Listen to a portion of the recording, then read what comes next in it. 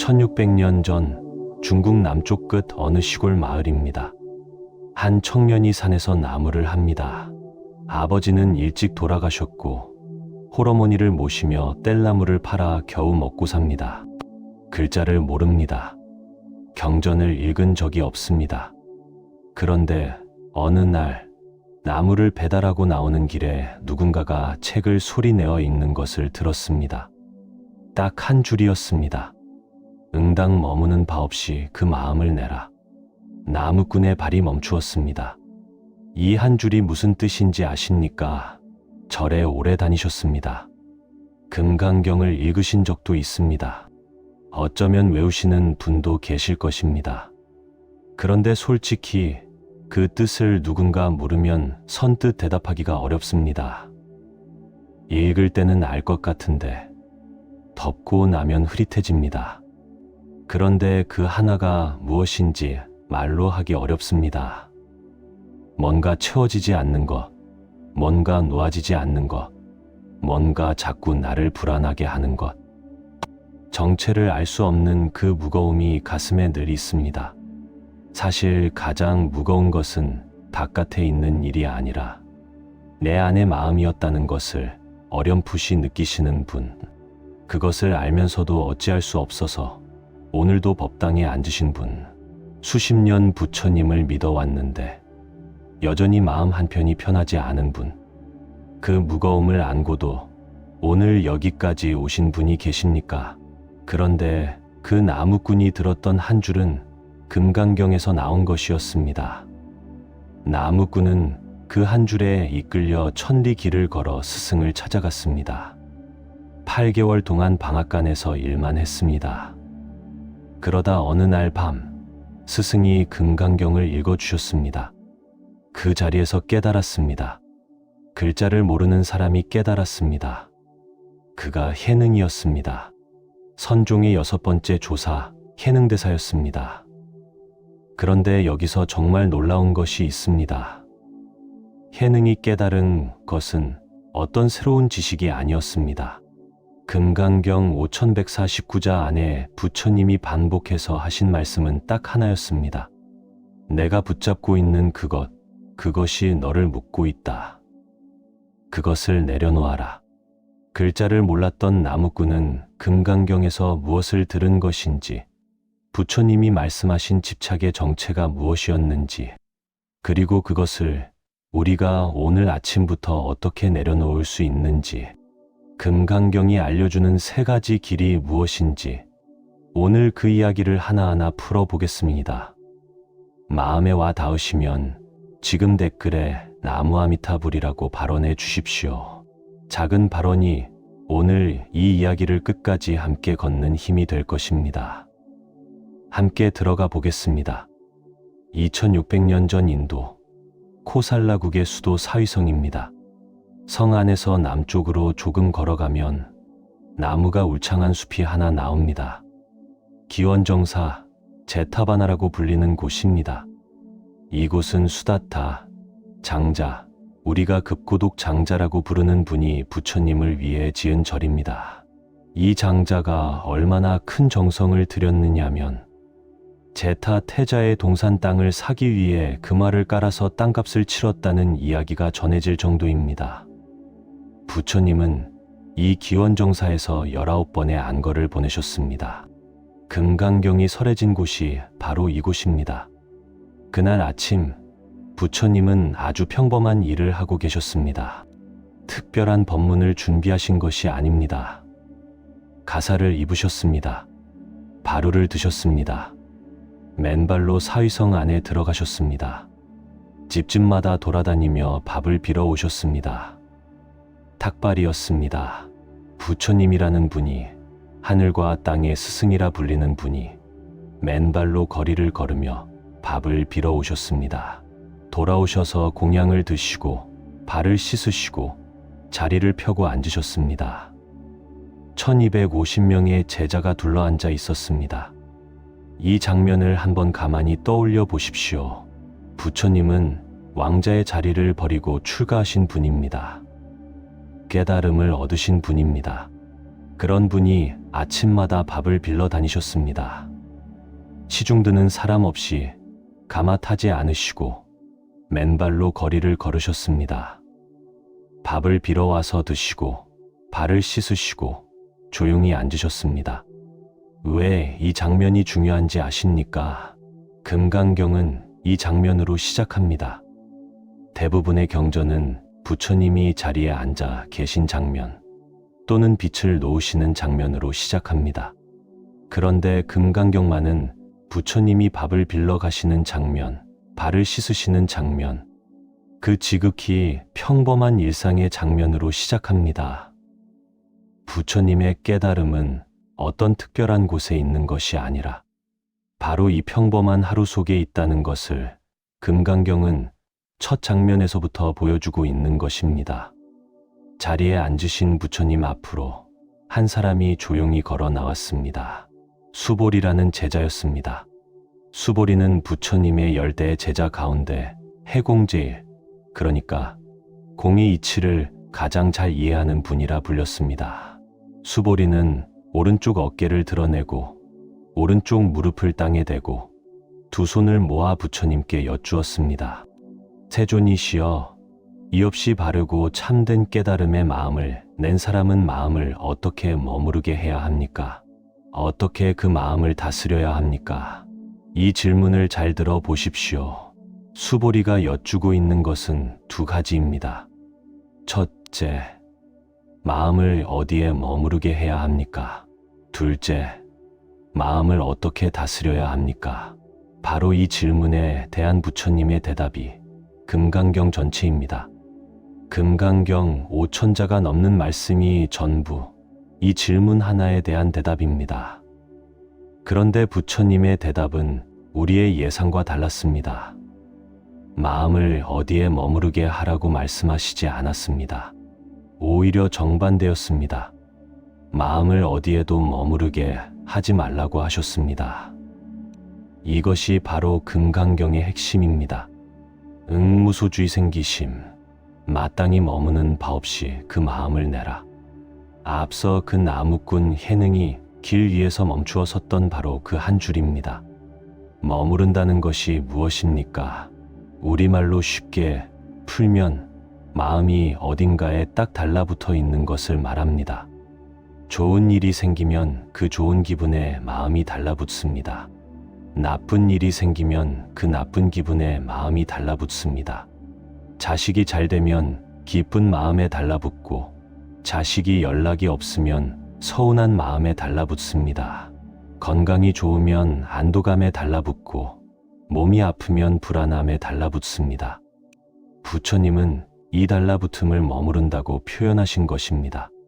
그리고 부처님은 그 머무름, 그 달라붙음의 뿌리가 무엇인지를 아주 정확하게 짚어주셨습니다.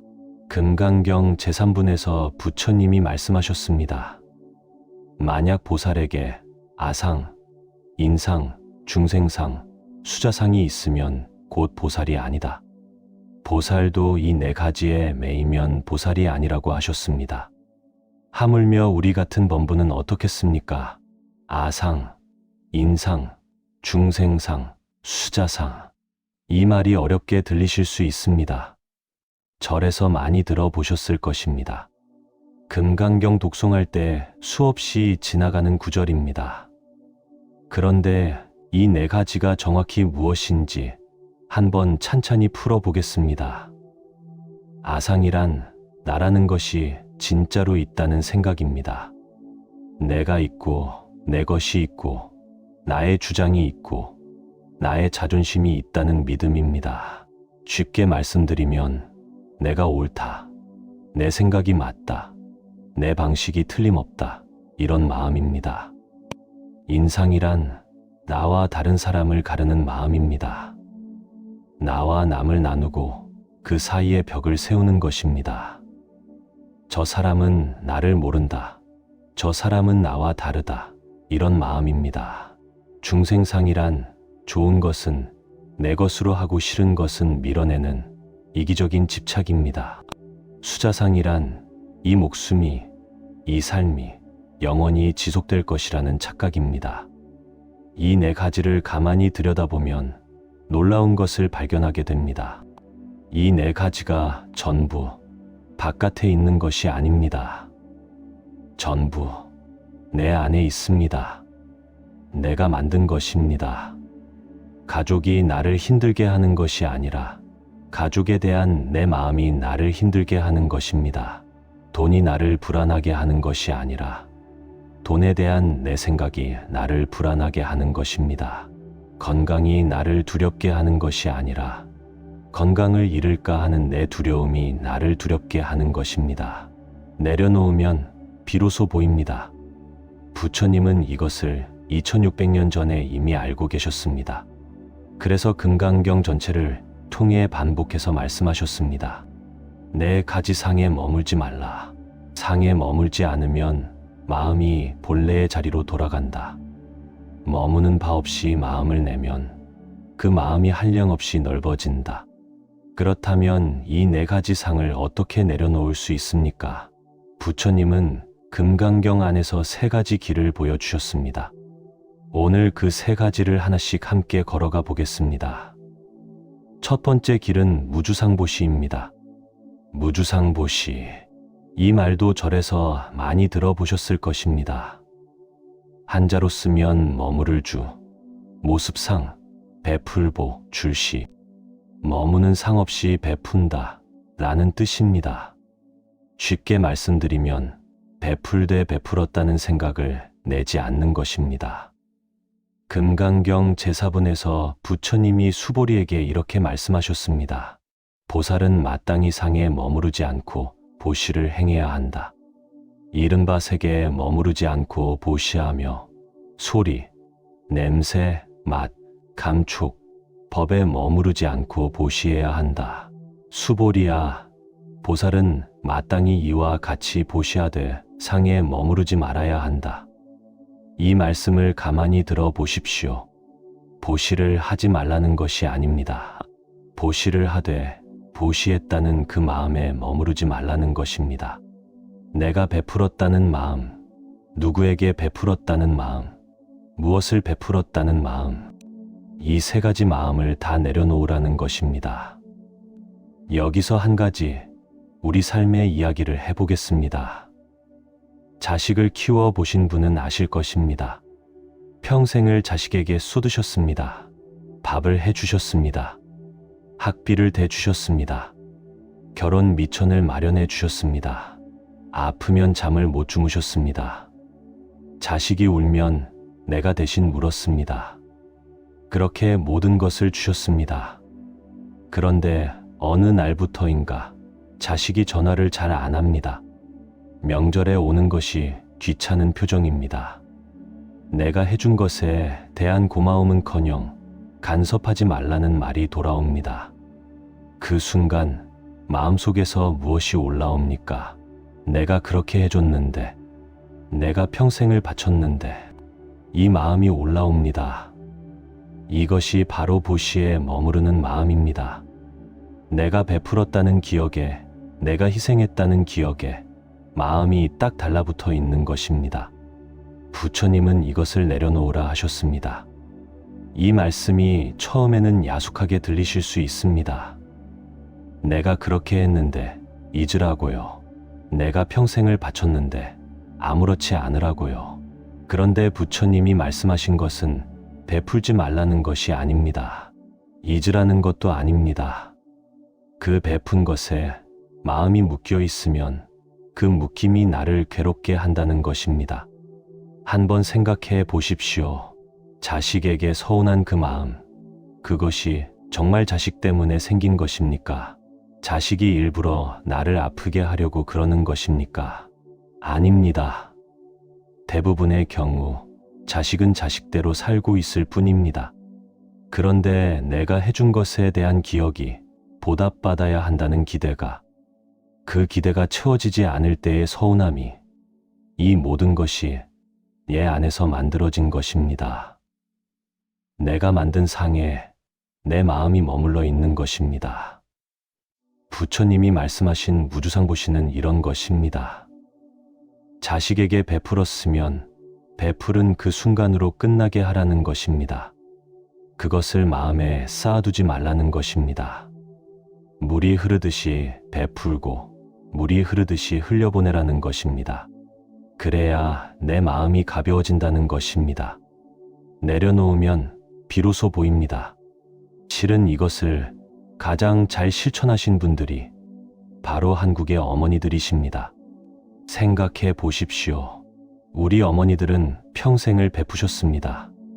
새벽에 일어나 밥을 짓고 아이들 챙기고 살림하고 일하고 저녁에 다시 밥을 짓고 자기 옷 한 벌 제대로 안 사면서 자식 옷을 사주시고 자기 밥 한 끼 대충 드시면서 자식 밥은 정성껏 차리시고 그렇게 수십 년을 사셨습니다. 그런데 그 베푸름이 나중에 나를 묶는 줄이 되기도 합니다. 내가 이렇게까지 했는데 하는 그 마음이 나를 옥죄기 시작합니다. 부처님은 바로 이것을 말씀하신 것입니다. 베풀지 말라는 것이 아닙니다. 베푸는 마음은 보살의 마음입니다. 다만 그 베푸름에 마음이 머무르지 않아야 한다는 것입니다. 머무르지 않으면 그 보시는 허공처럼 한량 없어진다고 부처님은 말씀하셨습니다. 금강경 제4분에 부처님 말씀이 이어집니다.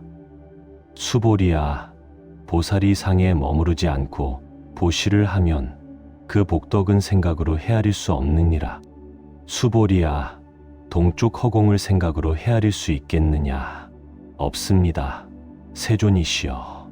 수보리야, 남쪽, 서쪽, 북쪽, 위아래 사방의 허공을 생각으로 헤아릴 수 있겠느냐? 없습니다. 세존이시여. 수보리야, 보살이 상에 머무르지 않고 보시를 하면 그 복덕도 이와 같아서 생각으로 헤아릴 수 없느니라. 부처님이 허공에 비유하신 것을 잘 새겨보십시오. 허공은 끝이 없습니다. 동서남부 어느 쪽으로 가도 끝이 없습니다. 머무르지 않고 베풀면 그 복덕이 허공처럼 끝이 없다는 것입니다. 반대로 말하면 베풀고 나서 그것에 마음이 머무르면 허공처럼 넓을 수 있는 복덕이 주먹만한 크기로 쪼그라든다는 뜻이기도 합니다. 자, 여기서 잠깐 멈추어 보겠습니다. 이것을 실제 삶에 적용하면 어떻게 될까요? 예를 들어 보겠습니다. 절에 시주를 하십니다. 부처님 전에 쌀 한 가마 올리십니다. 그런데 시주를 하고 나서 마음이 어떠십니까? 누군가 알아주기를 바라는 마음이 살짝 있습니까? 스님이 고맙다고 한마디 해주시면 뿌듯한 마음이 있습니까? 옆 보살님보다 내가 더 많이 냈다는 마음이 있습니까? 아주 작더라도 그런 마음이 있다면 그것이 바로 상에 머무르는 보시입니다. 부처님은 이것을 내려놓으라 하셨습니다. 그렇다면 어떻게 해야 합니까? 시주를 하고 나서 시주한 것을 잊으면 됩니다. 도와주고 나서 도와준 것을 잊으면 됩니다. 자식에게 해주고 나서 해준 것을 마음에 쌓아두지 않으면 됩니다. 이것이 무주상보시의 실천입니다. 하는데 이것이 말처럼 쉽지 않다는 것을 부처님도 아셨습니다. 그래서 금강경에서 한 번만 말씀하시지 않고 여러 차례 반복해서 말씀하셨습니다. 조선시대의 서산대사 휴정스님은 이 무주상보시를 이렇게 풀이하셨습니다. 나와 남이 둘이 아닌 한 몸이라고 보는 데서 이 보시가 이루어진다고. 맨손으로 왔다가 맨손으로 가는 것이 우리 인생의 살림살이라는 것을 알면 무엇에 머무르겠느냐고. 맨손으로 왔다가 맨손으로 갑니다. 이 말씀이 어쩌면 우리 나이 드신 분들께 가장 와닿는 말씀일 것입니다. 젊었을 때는 모릅니다. 뭔가를 쌓으면 그것이 영원한 줄 알았습니다. 집을 사면, 돈을 모으면, 자식을 잘 키우면 그것이 내 것이라고 생각했습니다. 그런데 나이가 들면 하나씩 알게 됩니다. 그 모든 것이 내 것이 아니었다는 것을. 집도 언젠가 떠나야 하고 돈도 가져갈 수 없고 자식도 결국 제 갈 길을 갑니다. 맨손으로 왔다가 맨손으로 가는 것, 그것을 몸으로 느끼기 시작하는 나이가 바로 지금 이 나이입니다. 그래서 무주상보 씨가 젊은 사람보다 오히려 우리에게 더 가까운 가르침일 수 있습니다. 이미 삶이 가르쳐 주고 있기 때문입니다. 부처님은 2600년 전에 말씀하셨고 삶은 수십 년에 걸쳐 같은 것을 보여주고 있습니다. 그런데 머리로는 알겠는데 마음이 따라가지 못한다고 하시는 분이 계실 것입니다. 알겠는데 안 된다. 그 마음을 부처님도 아셨습니다. 그래서 두 번째 길을 보여주셨습니다. 두 번째 길로 넘어가기 전에 하나만 더 말씀드리겠습니다. 무주상보시에서 보시란 꼭 돈이나 물건을 주는 것만 말하는 게 아닙니다. 불교에서 보시에는 세 가지가 있습니다. 재물을 베푸는 제시, 가르침을 베푸는 법시, 두려움을 없애주는 무외시, 이 세 가지입니다. 따뜻한 말 한마디도 보시입니다. 웃는 얼굴로 대하는 것도 보시입니다. 누군가의 말을 끝까지 들어주는 것도 보시입니다. 무주상보시란 이 모든 베푸름을 하되 했다는 생각에 머무르지 않는 것입니다. 아침에 일어나서 오늘 하루 나는 베풀되 머무르지 않겠다. 이 한 문장을 마음에 새기는 것, 이것이 금강경이 알려주는 첫 번째 길의 실천입니다. 자식에게 전화할 때 전화해줬다는 마음을 내려놓는 것, 며느리에게 반찬을 보낼 때 보냈다는 기억을 쌓아두지 않는 것, 절에 시주할 때 시주했다는 생각을 비우는 것, 작은 것부터 하루에 하나씩 이것을 2달, 60일만 해보십시오. 마음이 달라지기 시작합니다. 부처님은 이미 그 길을 보여주셨습니다. 내려놓으면 비로소 보입니다. 이제 두 번째 길로 들어가겠습니다. 금강경이 알려주는 집착을 내려놓는 두 번째 방법은 모든 상이 아님을 보는 것입니다. 금강경 제5분에서 부처님이 수보리에게 물으셨습니다. 수보리야, 신체적 특징으로 열애를 볼 수 있겠느냐? 아닙니다. 세존이시여, 신체적 특징으로 열애를 볼 수 없습니다. 왜냐하면 열애께서 말씀하신 신체적 특징이란 신체적 특징이 아니기 때문입니다. 부처님이 다시 말씀하셨습니다. 무릇 있는 바의 상은 다 허망한 것이니 만약 모든 상이 아님을 보면 곧 열애를 보리라. 범소유상 계시어망 약견재상비상 측견열애. 이 구절은 금강경에서 가장 유명한 구절 가운데 하나입니다. 절에 다니시는 분들은 한 번쯤 들어보셨을 것입니다. 그런데 이 말씀이 정확히 무슨 뜻인지 가만히 풀어보겠습니다. 무릇 있는 바의 상은 다 허망하다. 여기서 상이란 무엇입니까? 우리가 보고, 듣고, 만지고, 느끼는 모든 것의 모습입니다. 내 눈에 보이는 이 세상의 모양, 내 귀에 들리는 소리, 내가 맡는 냄새, 내가 만지는 감촉, 이 모든 것이 상입니다. 부처님은 이 상이 전부 허망하다고 말씀하셨습니다. 허망하다는 말이 허무하다는 뜻이 아닙니다. 이것을 오해하시면 안 됩니다. 허망하다는 것은 영원하지 않다는 뜻입니다. 고정되어 있지 않다는 뜻입니다. 지금 이 순간 내 눈에 보이는 것이 내일도 같으리라는 보장이 없다는 뜻입니다. 꽃이 피면 아름답습니다. 그런데 그 꽃은 며칠 뒤에 집니다. 꽃이 졌다고 해서 꽃이 없었던 것은 아닙니다. 다만 꽃의 모습, 그 상이 영원하지 않을 뿐입니다. 이것을 우리 삶에 대입해 보겠습니다. 지금 건강하십니까? 감사한 일입니다. 그런데 이 건강이 영원합니까? 영원하지 않습니다. 지금 자식이 잘 지내고 있습니까? 다행입니다.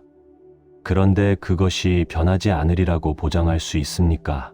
없습니다. 지금 마음이 평안하십니까? 그 평안이 내일도 이어지리라고 확신할 수 있습니까? 확신할 수 없습니다. 이렇게 말씀드리면 불안해지시는 분이 계실 것입니다. 그러면 다 소용없다는 말이냐, 아무것도 믿을 수 없다는 말이냐 하실 수 있습니다. 그런데 부처님이 하시려는 말씀은 정반대입니다. 부처님은 이렇게 말씀하신 것입니다. 변하는 것에 마음을 묶어두면 변할 때마다 마음이 흔들린다. 그러니 변하는 모습에 마음을 묶지 마라. 모습 너머에 있는 것을 보라. 모습 너머에 있는 것. 그것이 무엇입니까? 부처님은 그것을 열애라고 하셨습니다. 모든 상이 상이 아님을 보면 곧 열애를 보리라. 열애란 무엇입니까? 열애는 부처님의 다른 이름입니다. 그런데 금강경에서 말하는 열애는 단순히 석가모니 부처님이라는 한 분을 가리키는 것만이 아닙니다. 열애란 진리 그 자체입니다. 있는 그대로의 참모습입니다. 변하지 않는 본래의 자리입니다. 부처님은 이렇게 말씀하고 계신 것입니다. 내 눈앞에 보이는 모습에 마음을 묶지 마라. 그 모습은 변한다. 변하는 모습에 묶인 마음은 괴롭다. 그 모습 너머를 보라. 그러면 진짜가 보인다. 이것을 한번 우리 일상에 가져와 보겠습니다. 자식의 모습을 떠올려 보십시오. 자식이 어렸을 때가 있었습니다. 내 품에 안겨 잠들던 아이가 있었습니다. 엄마, 아빠를 부르며 따라다니던 아이가 있었습니다. 그 모습에 마음이 머물러 있습니다. 그런데 지금 자식은 어른이 되었습니다. 자기 가정이 있고 자기 세계가 있습니다. 내 품에 안겨 잠들던 그 아이는 더 이상 없습니다. 그 모습은 변한 것입니다. 그런데 내 마음은 여전히 그 옛날의 모습에 머물러 있습니다. 그래서 지금의 자식이 낯설고 서운하고 때로는 야속합니다. 부처님은 이것을 상에 머무른다고 하셨습니다. 과거의 모습, 내가 기억하는 모습, 내가 원하는 모습, 그 모습에 마음이 딱 달라붙어 있는 것입니다. 그 모습이 진짜라고 믿는 것입니다. 그런데 부처님은 말씀하셨습니다. 그 상은 허망하다고, 변하는 것이라고, 모든 상이 상이 아님을 보라고. 이것은 자식을 사랑하지 말라는 말씀이 아닙니다. 절대 그런 뜻이 아닙니다. 자식을 사랑하되 내가 기억하는 그 모습에 마음을 묶어 두지 말라는 것입니다. 아이였을 때의 그 모습이 아닌 지금 이 순간 있는 그대로의 자식을 보라는 것입니다. 상을 놓으면 있는 그대로가 보입니다. 있는 그대로를 보면 서운함이 줄어듭니다. 서운함이 줄어들면 사랑이 다시 올라옵니다. 상에 묶여 있을 때는 보이지 않았던 자식의 사정이 보이기 시작합니다. 자식도 자식 나름대로 힘들구나. 자식도 자식 나름대로 살아내고 있구나. 그것이 보이면 서운함 대신 안쓰러움이 옵니다. 원망 대신 자비가 옵니다. 내려놓으면 비로소 보입니다. 이것은 자식에게만 해당되는 이야기가 아닙니다. 내 몸에 대해서도 마찬가지입니다. 젊었을 때에 내 몸이 있었습니다. 무릎이 아프지 않았습니다. 허리가 쑤시지 않았습니다. 아침에 눈 뜨면 개운했습니다. 하루 종일 일해도 끄떡없었습니다. 그 몸의 기억이 마음에 남아 있습니다. 그런데 지금 이 몸은 그때의 몸이 아닙니다. 무릎이 시립니다. 허리가 아픕니다. 계단 하나 오르는 것도 숨이 찹니다. 병원을 다닙니다. 약을 먹습니다. 검사 결과를 기다리며 가슴이 조마조마합니다. 이때 우리 마음은 무엇을 하고 있습니까? 예전에 건강했던 그 모습에 머물러 있습니다. 그 모습과 지금을 비교하고 있습니다. 비교하면 할수록 괴롭습니다. 왜 나는 이렇게 되었나? 왜 내 몸은 이렇게 안 되나? 그 괴로움의 뿌리가 건강이 나빠진 것 자체가 아니라 예전의 건강한 모습에 마음이 묶여 있는 것이라는 사실을 부처님은 알고 계셨습니다. 상이 아님을 보라.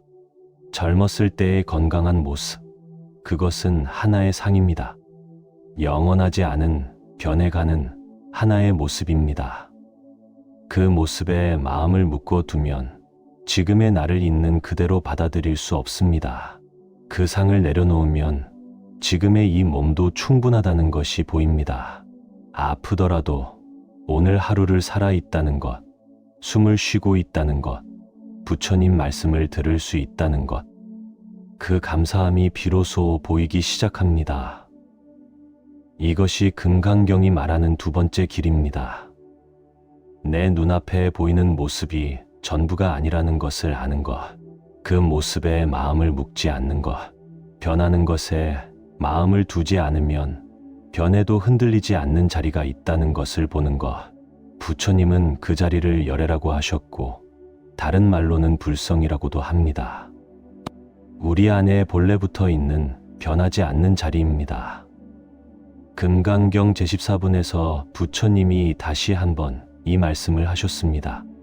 마땅히 아상, 인상, 중생상, 수자상을 여의고 이 경을 받아 지녀야 하느니라. 어째서 그런가 하면 무릇 있는 바의 상을 여의면 곧 모든 부처라 이름하느니라. 상을 여의면 곧 모든 부처라고 하셨습니다. 상을 여의면, 그러니까 상에 묶인 마음을 내려놓으면 그것이 곧 부처라고 하신 것입니다. 이 말씀이 우리에게 주는 위로가 얼마나 큰지 아십니까? 부처가 먼 곳에 있는 것이 아닙니다. 부처가 특별한 수행을 해야만 만날 수 있는 것이 아닙니다. 지금 이 자리에서 내 마음에 붙어 있는 상을 하나 내려놓는 그 순간이 부처라는 말씀입니다. 108배를 1000번 해야 부처를 만나는 것이 아닙니다. 금강경을 10,000번 읽어야 부처를 만나는 것이 아닙니다. 물론 108배도 귀하고 금강경 독송도 귀합니다. 그 수행이 바로 상을 내려놓는 연습이기 때문입니다. 그런데 그 수행의 끝에 있는 것은 바깥 어딘가에 있는 부처가 아니라 내 안에 본래 있던 부처를 보는 것입니다. 자, 여기서 이야기 하나를 하겠습니다. 금강경의 한 장면으로 다시 돌아가 보겠습니다. 부처님이 수보리에게 물으셨습니다. 수보리야, 열애가 안욕따라 삼맥삼보리를 얻은 것이 있느냐? 안욕따라 삼맥삼보리라는 말이 길고 어렵습니다. 이것은 산스크리트어를 그대로 소리로 옮긴 것입니다. 뜻을 풀면 이 없이 바르고 참된 깨달음이라는 말입니다. 부처님이 물으신 것은 이것입니다. 수보리야, 내가 깨달음을 얻은 것이 있느냐? 이 질문에 수보리가 어떻게 대답했을까요? 수보리가 답했습니다. 아닙니다. 세존이시여, 열애께서 얻으신 바의 안욕따라 삼맥삼보리는 없습니다. 부처님이 깨달음을 얻은 것이 없다. 수보리가 이렇게 답한 것입니다. 그런데 부처님이 이 대답을 들으시고 어떻게 하셨을까요? 그렇다 라고 하셨습니다. 수보리의 대답을 인정하신 것입니다. 이것이 무슨 뜻입니까? 부처님은 분명 깨달음을 얻으셨습니다. 보리수 아래에서 새벽별을 보시고 깨달으셨습니다. 그런데 깨달음을 얻은 것이 없다고 하십니다. 왜 그렇습니까? 깨달음이라는 것에도 마음이 머무르면 그것 또한 하나의 상이 되기 때문입니다. 나는 깨달았다는 생각, 나는 부처다라는 생각, 이것조차도 하나의 집착이 될 수 있기 때문입니다. 이것을 들으시면 아마 이런 생각이 드실 수 있습니다.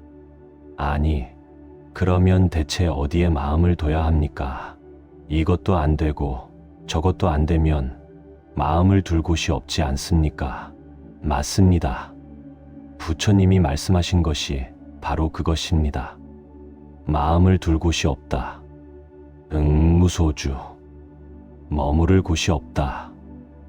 그런데 그 머무를 곳 없는 자리에서 마음을 내라. 이생기심. 머무를 곳 없이 내는 그 마음이 본래의 마음이라는 것입니다. 이 말씀이 관념적으로 들리실 수 있습니다. 그래서 좀 더 쉬운 이야기로 풀어보겠습니다. 바람을 생각해 보십시오. 바람은 어디에 머무릅니까? 어디에도 머무르지 않습니다. 나뭇가지를 스치고 지나갑니다. 얼굴을 어루만지고 지나갑니다. 빈 들판을 가로질러 갑니다. 어디에도 머무르지 않지만 바람은 분명 있습니다. 나무잎을 흔드는 것을 보고 바람이 있다는 것을 압니다. 얼굴에 시원함이 닿는 것을 느끼고 바람이 있다는 것을 압니다. 바람은 머무르지 않기 때문에 자유롭습니다. 어디에 갇히지 않습니다. 붙잡을 수 없습니다. 그런데 이 세상 어디에나 있습니다. 부처님이 말씀하신 마음이 이와 같습니다.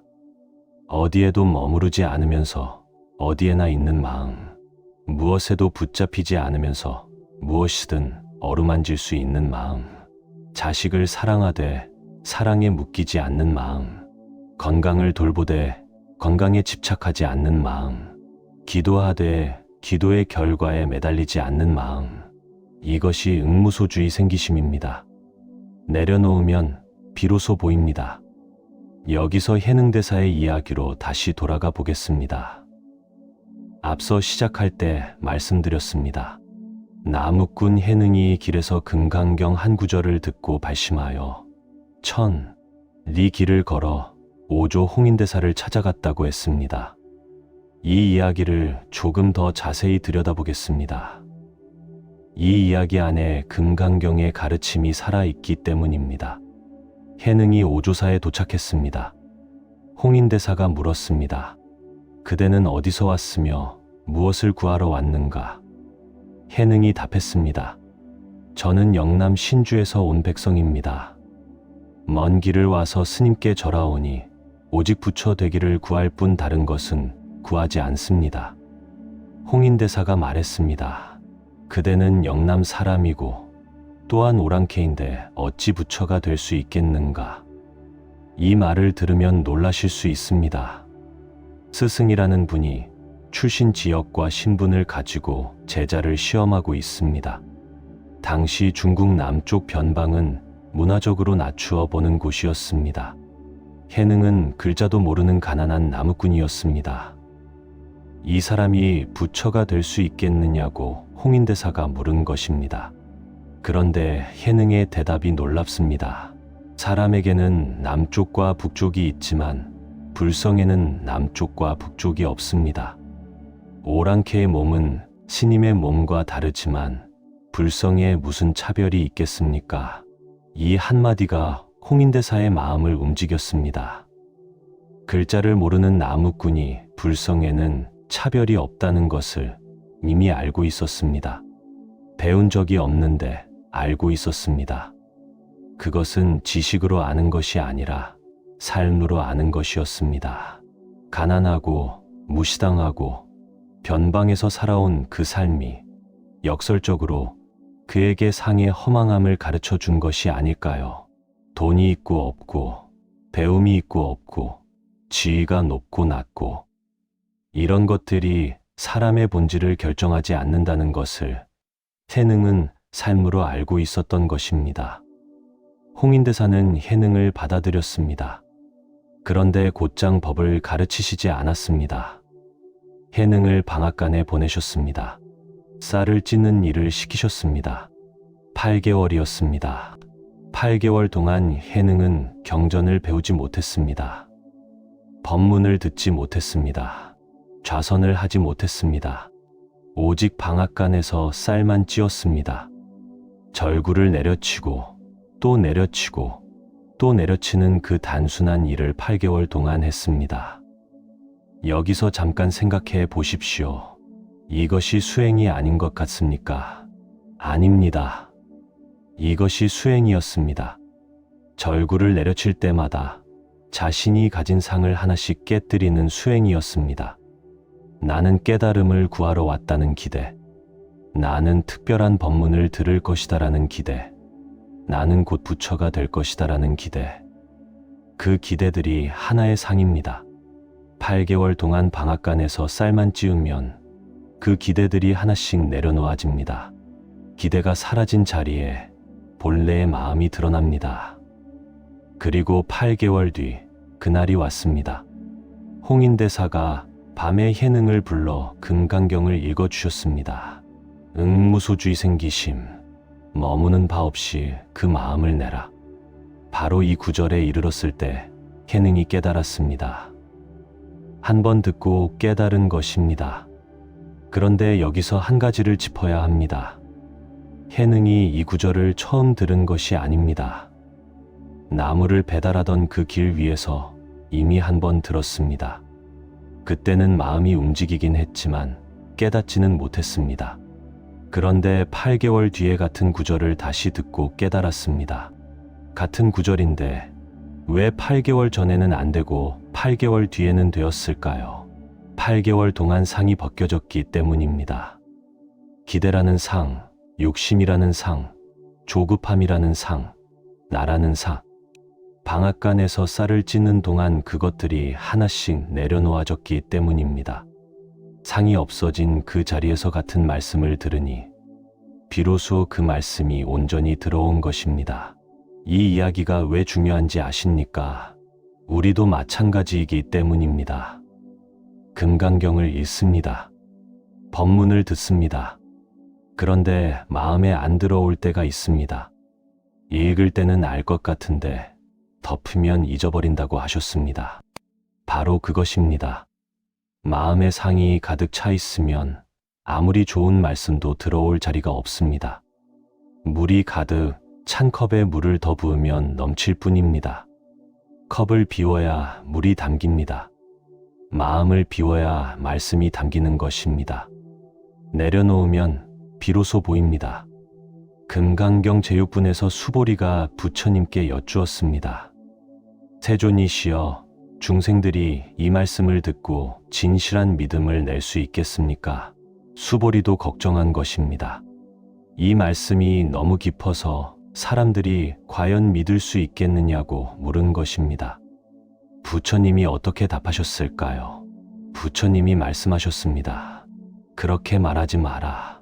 내가 세상을 떠난 뒤 마지막 500년에도 계율을 지키고 복을 닦는 사람이라면 이 말씀에 능히 믿는 마음을 낼 것이다. 마땅히 알라. 이 사람은 한 부처, 두 부처, 세 부처, 네 부처, 다섯 부처에게서만 선근을 심은 것이 아니라 이미 한량없는 천만 부처에게서 선근을 심은 사람이니라. 이 말씀을 잘 들어보십시오. 지금 이 자리에서 오늘 이 이야기를 듣고 계신 여러분, 금강경의 말씀을 듣고 마음이 조금이라도 움직이신 분, 부처님은 그 분을 이렇게 말씀하셨습니다. 한 부처, 두 부처가 아니라 한량없는 천만 부처에게서 선근을 심은 사람이라고. 지금 여기 계신 것 자체가 수십 겁에 걸친 선근의 결과라는 것입니다. 수십 년 동안 절에 다니셨습니다. 새벽 예불에 나가셨습니다. 초하루마다 법당에 앉으셨습니다. 108배를 하셨습니다. 금강경을 읽으셨습니다. 그 모든 것이 헛되지 않았습니다. 부처님이 직접 말씀하셨습니다. 이 말씀을 듣고 마음이 움직이는 사람은 이미 오랜 세월 선근을 심어 온 사람이라고. 그런데 부처님은 바로 이어서 다시 한번 핵심을 짚으셨습니다. 그러한 선근을 심은 사람이라도 만약 가상, 인상, 중생상, 수자상을 취하면 이경의 뜻을 얻지 못하느니라. 선근을 심었어도 상에 머무르면 안 된다는 것입니다. 오래 수행했어도 많이 기도했어도 여전히 상에 묶여 있으면 금강경의 진짜 뜻에 닿지 못한다는 것입니다. 이것이 부처님의 자비입니다. 칭찬하시면서 동시에 경계하신 것입니다. 여러분은 이미 훌륭합니다. 오래 수행해 오셨습니다. 그런데 거기에 머무르지 마십시오. 내가 수행했다는 것에 머무르지 마십시오. 내가 기도했다는 것에 머무르지 마십시오. 내가 믿는다는 것에조차 머무르지 마십시오. 여기서 잠깐 이 이야기를 함께 듣고 계신 여러분께 여쭙고 싶은 것이 있습니다. 지금까지 이야기를 들으시면서 가장 마음에 남는 구절이 있으십니까? 혹시 지금 떠오르는 한마디가 있으시다면 댓글에 그 한마디를 남겨주십시오. 부처님 말씀 중에 내 마음에 가장 깊이 닿은 한마디. 그것을 댓글에 쓰시는 것 자체가 오늘 이 말씀을 마음에 새기는 하나의 수행이 될 것입니다. 자, 이제 세 번째 길로 들어가겠습니다. 금강경이 알려주는 집착을 내려놓는 세 번째 방법. 이것이 어쩌면 가장 깊고 가장 어렵고 가장 자유로운 길입니다. 첫 번째 길은 무주상보시였습니다. 되풀되 베풀었다는 마음에 머무르지 않는 것. 두 번째 길은 모든 상이 상이 아님을 보는 것이었습니다. 눈앞에 보이는 모습이 전부가 아니라는 것을 아는 것. 세 번째 길은 금강경의 마지막 가르침이자 금강경 전체를 한 문장으로 꿰뚫는 가르침입니다. 금강경 제32분, 금강경의 마지막 분입니다. 부처님이 이 긴 법문을 마치시면서 마지막에 네 줄의 개송을 말씀하셨습니다. 금강경 전체를 통틀어 가장 유명한 구절이라 해도 과언이 아닌 사구계입니다. 일체유의법, 여몽한 포용, 여로역여전, 응작여시관. 일체에 지어진 법은 꿈과 같고 환상과 같고 물거품과 같고 그림자와 같으며 이슬과 같고 번개와 같으니 마땅히 이와 같이 볼지니라. 이 네 줄을 가만히 들어보십시오.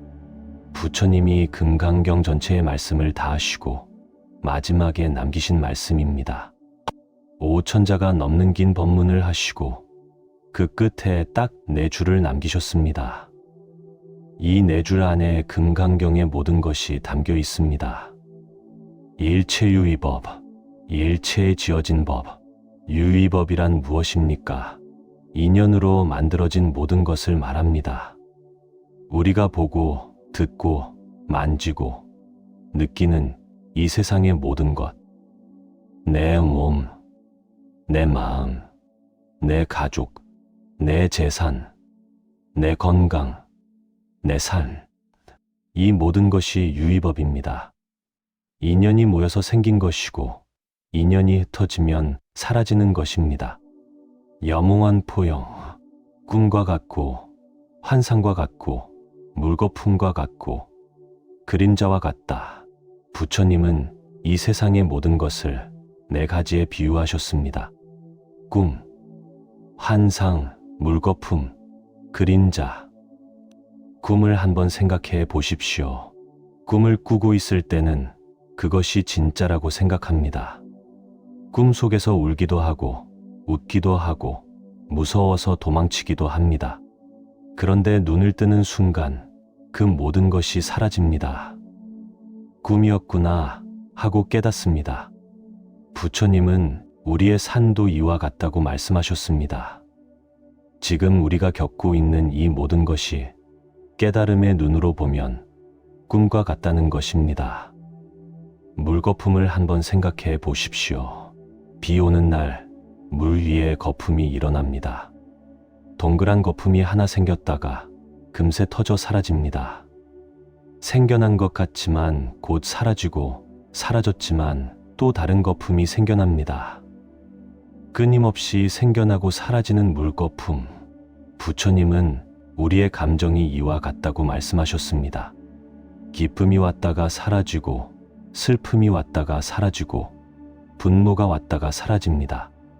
하나의 감정에 마음을 묶어두면 이미 그 감정은 물거품처럼 사라진 뒤인데 마음만 그 자리에 남아 허공을 붙잡고 있는 것입니다. 그림자를 한번 생각해 보십시오. 그림자는 있습니까? 없습니까? 보이기는 합니다. 그런데 잡을 수는 없습니다. 빛이 있으면 생기고 빛이 없으면 사라집니다. 실체가 있는 것 같지만 실체가 없습니다.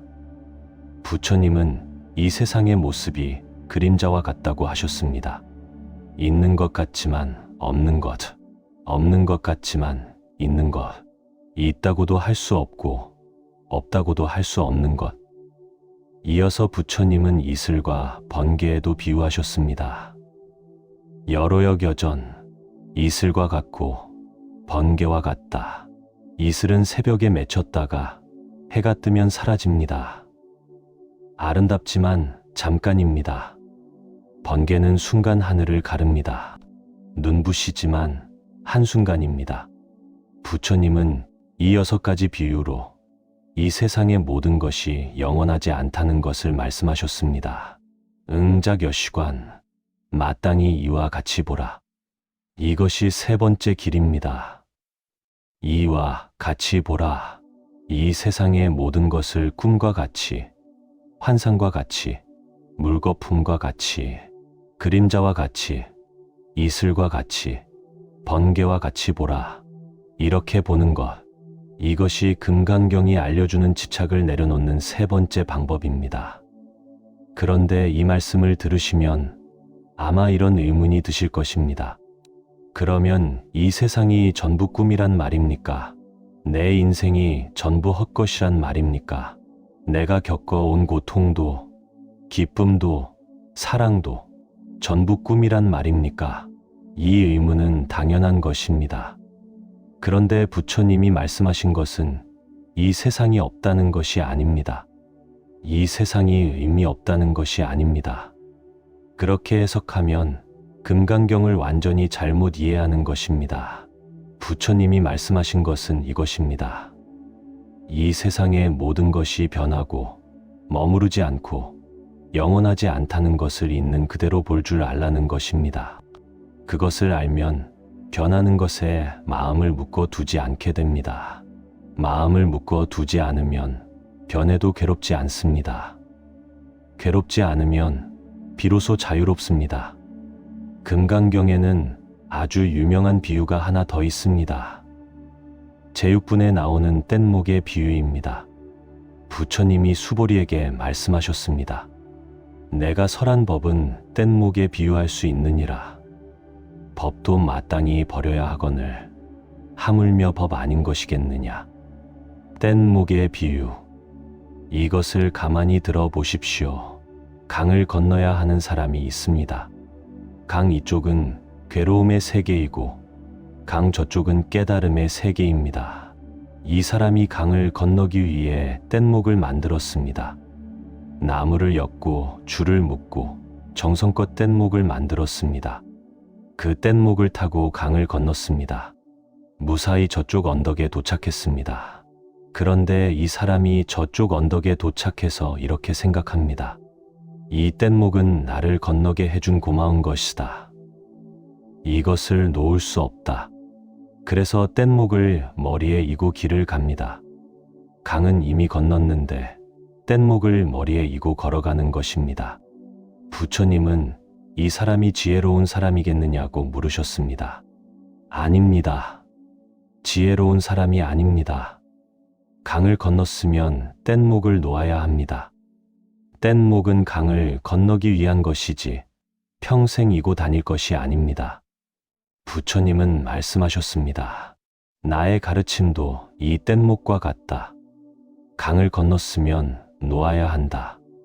법도 놓아야 하거늘 하물며 법 아닌 것이겠느냐.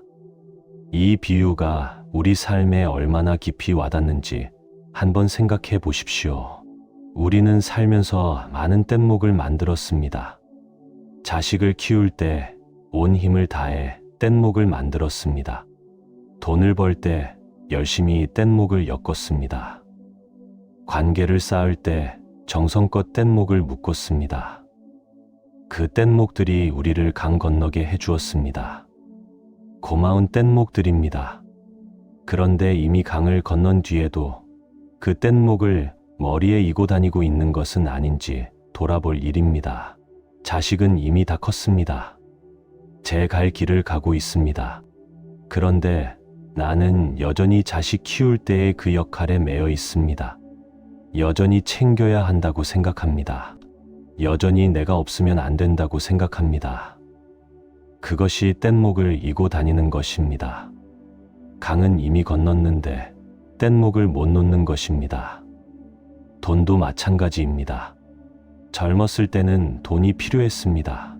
먹고 살아야 했고, 집을 마련해야 했고, 자식을 가르쳐야 했습니다. 돈이 뗏목이었습니다. 그 뗏목으로 강을 건넜습니다. 그런데 지금 자식도 다 키웠고 집도 있고 먹고 살 만한데 여전히 돈 걱정을 놓지 못합니다. 통장 잔액을 보며 불안해합니다. 조금이라도 줄어들면 마음이 흔들립니다. 뗏목을 놓지 못하는 것입니다. 건강도 그렇습니다. 건강하려고 노력하는 것은 좋은 일입니다. 당연한 일입니다. 그런데 건강에 대한 걱정에 마음이 묶여 있으면 그것 또한 뗏목을 이고 다니는 것입니다. 병원 검사 결과를 기다리면서 잠을 못 이루는 것. 몸 어딘가가 아프면 혹시 큰 병은 아닌지 끝없이 걱정하는 것. 그 걱정이 실제 아픈 것보다 더 나를 괴롭게 하는 경우가 있습니다. 부처님은 이 모든 것을 알고 계셨습니다. 그래서 뗏목의 비유를 들어주신 것입니다. 뗏목은 좋은 것입니다. 강을 건네주는 소중한 것입니다. 그런데 역할이 끝났으면 놓아야 합니다. 놓지 못하면 그 좋은 것이 도리어 짐이 됩니다. 내려놓으면 비로소 보입니다. 자, 여기서 3가지 길을 잠깐 정리해 보겠습니다. 첫째, 무주상보시. 대풀되 베풀었다는 마음에 머무르지 않는 것. 둘째, 모든 상이 상이 아님을 보는 것. 눈앞에 보이는 모습이 영원하지 않다는 것을 아는 것. 셋째, 일체유의법 영웅한 포용. 이 세상의 모든 것을 꿈과 같이, 물거품과 같이, 그림자와 같이 보는 것. 이 3가지를 가만히 보면 결국 하나로 통합니다. 상에 머무르지 말라. 이것이 금강경의 처음이자 마지막 가르침입니다. 상에 머무르지 않으면 보시를 하고도 가벼울 수 있습니다. 상에 머무르지 않으면 변해가는 세상 속에서도 흔들리지 않을 수 있습니다. 상에 머무르지 않으면 이 세상을 있는 그대로 볼 수 있습니다. 그런데 이제 가장 중요한 질문이 남아 있습니다. 이것을 어떻게 실천합니까? 알겠습니다. 머리로는 알겠습니다. 상에 머무르지 말라. 내려놓으라. 집착하지 말라. 다 알겠습니다. 그런데 아침에 눈을 뜨면 어김없이 걱정이 올라옵니다. 자식 생각이 납니다. 건강 걱정이 됩니다. 돈 걱정이 됩니다. 알면서도 안 되는 이 간극을 어떻게 해야 합니까? 부처님은 이것도 알고 계셨습니다. 금강경 안에서 부처님은 아주 구체적인 방법을 보여주셨습니다. 그것이 바로 깨어있는 것입니다.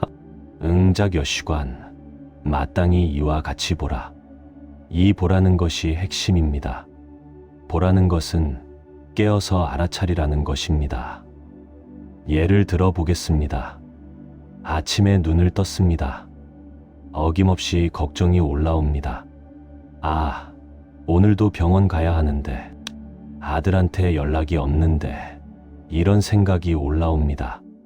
이때 보통은 그 생각에 그대로 끌려갑니다. 걱정이 걱정을 부르고, 불안이 불안을 키우고, 아침도 먹기 전에 마음이 이미 지쳐 있습니다. 그런데 금강경의 가르침은 이렇습니다. 걱정이 올라올 때 그것을 보는 것입니다. 아, 지금 내 마음에 걱정이 올라오고 있구나. 이것을 알아차리는 것입니다. 걱정을 없애려 하지 않아도 됩니다. 걱정하지 말아야지 하고 억지로 누르지 않아도 됩니다. 다만 걱정이 올라오고 있다는 것을 보는 것입니다. 지금 내 마음에 하나의 상이 생겨나고 있구나. 이 상은 영원한 것이 아니구나. 꿈과 같고 물거품과 같고 그림자와 같은 것이구나. 이것을 아는 것, 이것이 응작여시관입니다. 이렇게 보기 시작하면 신기한 일이 일어납니다. 걱정이 사라지는 것이 아닙니다. 걱정은 여전히 있습니다. 그런데 걱정에 끌려가지 않습니다. 걱정을 보고 있는 내가 있기 때문입니다. 걱정보다 더 넓은 자리에 내가 있기 때문입니다. 물거품이 일어나도 그 물거품을 바라보는 강물은 고요합니다. 구름이 지나가도 그 구름 너머의 하늘은 그대로입니다. 걱정이 올라와도 그 걱정을 바라보는 마음의 자리는 고요합니다.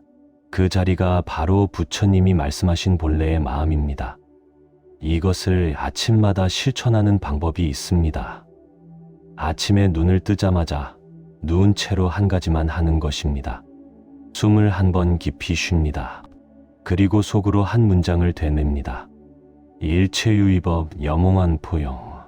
이 세상의 모든 것은 꿈과 같고 물거품과 같다. 이것을 한 번 되뇌는 것입니다. 그리고 천천히 일어나면서 오늘 하루 올라오는 생각들을 보겠다. 이 한 가지 다짐을 합니다. 걱정이 올라오면 봅니다. 아, 걱정이 올라오고 있구나. 서운함이 올라오면 봅니다. 아, 서운함이 올라오고 있구나. 불안이 올라오면 봅니다. 아, 불안이 올라오고 있구나. 그 생각에 끌려가지 않고 그것을 보는 연습을 합니다. 하루에 한 번이면 충분합니다. 완벽하게 하려 하지 않아도 됩니다. 하루에 딱 한 번 올라오는 생각을 알아차리는 순간이 있으면 됩니다. 그것이 수행입니다. 이것을 2달, 60일만 해보십시오. 처음에는 잘 안 됩니다. 걱정이 올라오면 그대로 끌려갑니다. 서운한 마음이 올라오면 그대로 빠져듭니다. 그것이 자연스러운 것입니다.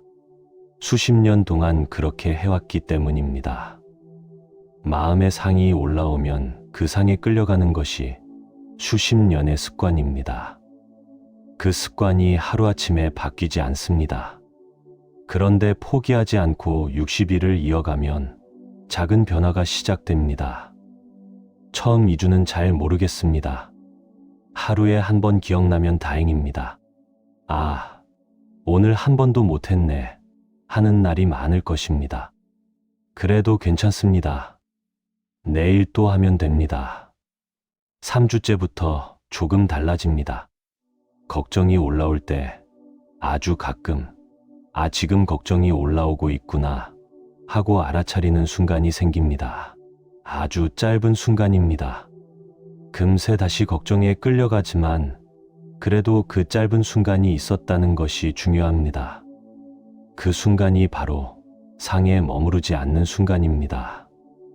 무소주의 순간입니다. 한 달이 지나면 그 순간이 조금씩 늘어납니다. 하루에 한두 번 올라오는 생각을 보는 순간이 생깁니다.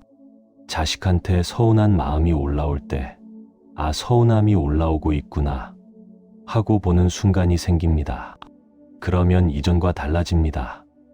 이전에는 서운함이 올라오면 그 서운함이 분노가 되고, 분노가 원망이 되고, 원망이 잔소리가 되고, 잔소리가 싸움이 되었습니다.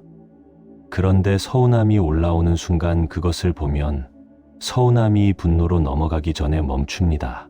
서운함이 그냥 서운함으로 있다가 물거품처럼 사라집니다. 2달이 되면 분명히 달라진 것을 느끼실 것입니다. 마음이 가벼워졌다고 느끼실 것입니다. 걱정이 없어진 것은 아닙니다. 걱정은 여전히 올라옵니다. 그런데 걱정에 빠져드는 시간이 줄었습니다. 서운함이 분노로 번지는 일이 줄었습니다. 밤에 잠들기 전 생각이 꼬리에 꼬리를 무는 일이 줄었습니다. 그것이 변화입니다. 대단한 깨달음이 온 것이 아닙니다. 그냥 마음이 조금 편해진 것입니다. 그런데 그 조금이 삶을 다르게 만듭니다. 이것이 부처님이 금강경에서 보여주신 길입니다. 거창한 것이 아닙니다. 산에 들어가 수행할 필요가 없습니다. 일상을 벗어날 필요가 없습니다. 아침에 눈을 뜨면 한 문장을 되뇌고 하루 중에 올라오는 생각을 보는 것. 이것이 전부입니다. 이것이 금강경의 수행입니다. 내려놓으면 비로소 보입니다. 여기서 한 가지 이야기를 더 하겠습니다. 금강경 제14분에 아주 아름다운 장면이 있습니다. 부처님이 긴 말씀을 하신 뒤 수보리가 눈물을 흘렸습니다. 수보리가 감격의 눈물을 흘리며 부처님께 말씀드렸습니다. 희유하옵나이다. 세존이시여, 부처님께서 이와 같은 깊은 경전을 설하여 주시니 제가 옛날부터 해안을 얻은 이래로 일찍이 이와 같은 경전을 들은 적이 없나이다. 수보리가 울었습니다. 공의 이치를 가장 잘 아는 제자 해공제일이라 불리는 수보리가 금강경의 말씀을 듣고 눈물을 흘린 것입니다. 왜 울었을까요? 머리로 이미 알고 있는 것이었을 텐데 왜 새삼 울었을까요? 어쩌면 수보리는 이 말씀이 자기 한 사람만을 위한 것이 아니라는 것을 알았기 때문이 아닐까요? 이 말씀이 먼 훗날 수천 년 뒤에도 괴로워하는 사람들에게 전해질 것을 알았기 때문이 아닐까요? 지금 이 순간 새벽에 혼자 깨어 걱정하고 있는 누군가에게, 병원, 대기실에서 속으로 관세음보살을 부르고 있는 누군가에게, 자식에게 서운한 마음을 삼키고 있는 누군가에게 이 말씀이 닿을 것을 알았기 때문이 아닐까요? 수보리의 눈물은 자비의 눈물이었을 것입니다. 그리고 수보리는 부처님께 다시 여쭈었습니다. 세존이시여, 만약 어떤 사람이 이 경전을 듣고 믿는 마음이 청정하면 곧 실상을 내는 것이니 마땅히 알아야 합니다. 이 사람이 가장 희유한 공덕을 이루는 것을, 세존이시여, 이 실상이란 것은 상이 아닙니다. 그러므로 열애께서 실상이라 이름하신 것입니다. 수보리의 이 말 안에 금강경의 깊은 뜻이 또 한 겹 들어 있습니다. 실상이란 상이 아니다. 진짜 모습이란 어떤 모습이 아니다. 진짜 모습은 모습을 넘어서 있다. 이것을 아는 것이 가장 희유한 공덕이라고 수보리가 말한 것입니다. 이것을 우리 삶에 비추어 보면 이런 것입니다. 나의 진짜 모습은 무엇입니까? 늙은 모습입니까? 아픈 모습입니까? 외로운 모습입니까? 자식에게 버림받은 것 같은 모습입니까? 아닙니다. 그것은 모습일 뿐입니다. 상일 뿐입니다. 나의 진짜 모습은 그 모습 너머에 있습니다. 나이가 들어도 변하지 않는 것, 몸이 아파도 사라지지 않는 것, 외로워도 꺼지지 않는 것, 그것이 본래의 나입니다. 부처님은 그것을 불성이라 하셨습니다. 모든 중생에게 본래부터 있는 부처의 성품이라 하셨습니다. 지금 이 자리에서 이 이야기를 듣고 계신 여러분 안에 그 불성이 있습니다. 수십 년 살아오시면서 기쁜 일도 겪으셨고 슬픈 일도 겪으셨고 힘든 일도 겪으셨습니다. 그 모든 것을 겪으면서도 사라지지 않은 것이 있습니다. 부처님 앞에 앉으면 마음이 맑아지는 그 느낌, 목탁 소리를 들으면 가슴 깊은 곳에서 올라오는 그 고요함, 금강경의 한 구절을 읽을 때 알 수 없이 문시울이 젖어드는 그 울림, 그것이 불성의 움직임입니다. 여러분 안에 본래부터 있는 부처님이 이 말씀에 응답하고 있는 것입니다. 내려놓으면 비로소 보입니다. 이제 이 세 가지 길을 하루의 시간 속에 놓아 보겠습니다. 아침에 눈을 떠서 밤에 잠들 때까지 이 세 가지를 어떻게 실천할 수 있는지 구체적으로 이야기해 보겠습니다. 아침입니다. 눈을 떴습니다. 누운 채로 숨을 한 번 깊이 쉽니다. 그리고 속으로 되뇌입니다. 일체유의법 여몽한 포용. 이 세상의 모든 것은 꿈과 같고 물거품과 같다. 이것이 세 번째 길의 실천입니다. 하루를 시작하기 전에 이 세상의 본질을 한 번 되새기는 것입니다. 이 한 문장을 되뇌는 데 걸리는 시간은 10초도 안 됩니다. 그 10초가 하루의 바탕을 깔아줍니다. 오늘 하루 무슨 일이 있어도 그것은 꿈과 같고 물거품과 같다는 것을 아는 바탕이 깔리는 것입니다. 일어나서 세수를 합니다. 밥을 먹습니다. 이때 첫 번째 길을 생각합니다. 오늘 하루 베풀되 머무르지 않겠다. 가족에게 밥을 차려주면 차려준 것에 마음을 두지 않겠다. 누군가에게 친절을 베풀면 베풀었다는 기억을 쌓아두지 않겠다. 이것을 마음에 새기는 것입니다. 낮에 일상을 살아갑니다. 자식한테 전화가 옵니다. 반갑습니다. 전화가 끊기고 나면 좀 더 자주 하지 하는 서운함이 올라올 수 있습니다. 이때 두 번째 길을 떠올립니다. 이 서운함은 내가 만든 상이다. 자식이 전화를 자주 해야 한다는 내 기대, 그것이 하나의 상이다. 그 상이 깨질 때 서운함이 온다. 상이 아님을 보면 서운함 대신 고마움이 보인다. 전화를 해주었다는 것 자체가 고마운 것이다. 저녁이 됩니다. 하루를 돌아봅니다. 오늘 하루도 여러 가지 생각이 올라왔습니다. 걱정도 했고, 서운하기도 했고, 불안하기도 했습니다. 그런데 그 가운데 한두 번, 지금 생각이 올라오고 있구나 하고 알아차린 순간이 있었다면 그것으로 충분합니다. 잠들기 전에 한 번 더 되뇌입니다. 일체유의법 염홍한 포용. 오늘 하루도 꿈과 같았다. 좋은 일도 안 좋은 일도 다 지나갔다. 내일이면 또 새로운 하루가 온다. 이것을 60일 동안 반복하는 것입니다. 대단한 것이 아닙니다. 아침에 한 문장, 낮에 알아차림 한 번, 저녁에 한 문장. 이것이 전부입니다. 혹시 이렇게 생각하시는 분이 계실 수 있습니다. 이렇게 간단한 것으로 뭐가 달라지겠느냐고. 108배를 해야 하고, 경전을 읽어야 하고, 절에 가야 하는 것 아니냐고.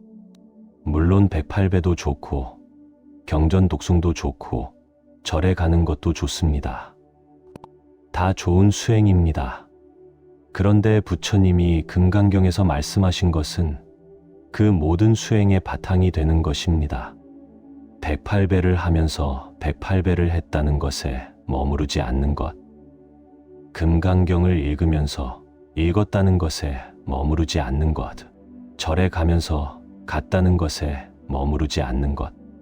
수행의 형식이 아니라 수행하는 마음의 바탕을 말씀하신 것입니다. 금강경 제23분에서 부처님이 다시 한번 이것을 분명히 하셨습니다. 수보리야, 선법이라 하는 것은 열애가 말하되 선법이 아니니 그 이름이 선법이니라. 좋은 법이라는 것도 그것에 머무르면 안 된다는 것입니다. 좋은 수행을 했다는 것에 머무르면 그 좋은 수행이 도리어 집착이 됩니다. 생각해 보십시오. 절에 오래 다니신 분 가운데 내가 수행을 많이 했다는 자부심이 있으신 분이 계십니다. 그것 자체는 나쁜 것이 아닙니다. 오래 수행한 것은 분명 귀한 일입니다. 그런데 그 자부심이 다른 사람을 내려다보게 만들거나 나는 됐다는 오만으로 변할 수 있습니다. 부처님은 그것을 경계하신 것입니다. 수행한 것에도 머무르지 말라. 깨달은 것에도 머무르지 말라. 심지어 부처님이 말씀하신 법에도 머무르지 말라. 이것이 금강경의 파격입니다. 다른 경전은 이것을 하라, 저것을 하라, 가르침을 줍니다. 금강경도 가르침을 줍니다. 그런데 금강경은 그 가르침마저 놓아야 한다고 말합니다. 뗏목을 강을 건너고 나면 놓아야 하듯이 가르침도 그것을 통해 마음이 열리고 나면 놓아야 한다는 것입니다. 이 파격 때문에 금강경은 2600년이 지난 지금도 살아 있습니다. 이 파격 때문에 글자를 모르는 나무꾼도 깨달을 수 있었습니다. 이 파격 때문에 수보리가 눈물을 흘렸습니다. 이 파격 때문에 지금 이 순간 여러분의 마음에 무언가가 울리고 있는 것입니다. 금강경 제21분에서 부처님이 말씀하셨습니다. 수보리야, 중생이라 하는 것은 열애가 말하되 중생이 아니니 그 이름이 중생이니라. 중생이란 중생이 아니다. 이 말이 도대체 무슨 뜻이냐고 하실 수 있습니다.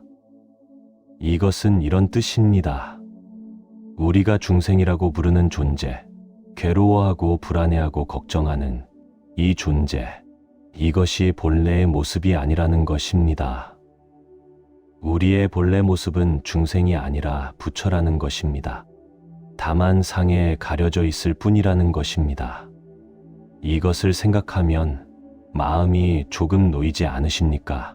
지금 내가 힘든 것, 지금 내가 걱정하는 것, 지금 내가 불안해하는 것, 이것이 나의 본래 모습이 아니라는 것입니다. 이것은 상에 가려져 있는 것일 뿐이라는 것입니다. 그 상을 내려놓으면 본래의 밝은 모습이 드러난다는 것입니다. 비유를 하나 들어보겠습니다. 거울에 먼지가 쌓여 있습니다. 먼지가 너무 두껍게 쌓여서 거울인지도 모릅니다.